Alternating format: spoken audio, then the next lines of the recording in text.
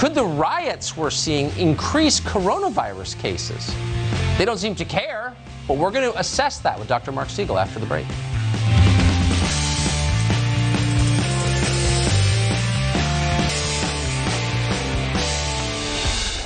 Well, for months, recently, all of us were told that the Bill of Rights had been canceled. Our most basic rights, free speech, political assembly, freedom of religion, all of it was being suspended. Trying to organize a political rally got people arrested. Why? Coronavirus, public health, nothing's more important. That's what they told us. They were lying.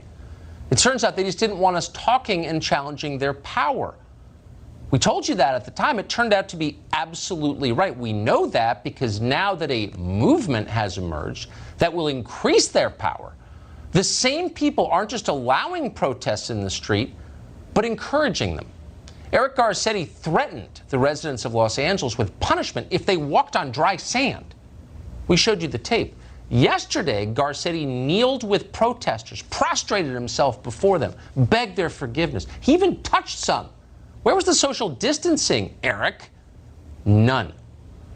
But coronavirus didn't vanish. The question is, could it spike in cases leaders previously warned of? Will it?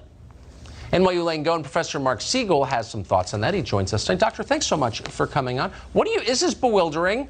Unravel it for us, if you would. It's not bewildering, Tucker. I have to tell you, I'm coming to you from the heart of New York City tonight in my office where I'm only allowed because I'm essential medical personnel. Entire city of New York is locked down. It's also, of course, now under a curfew. What an eerie feeling. But I'll tell you what the heart of the problem is. You already alluded to it. It's our leadership. Can we believe leaders, mayors and governors who one week say you have to be locked down because of COVID-19 and the next week they totally forget about COVID-19 and as you say, they're getting together with protesters who are not obeying social distancing, that are in anger. And I have to tell you, in my book on fear, I point out that when you're angry, when you're having a lot of emotion and passion, you know what you do? You don't take precautions. So they're handing out masks.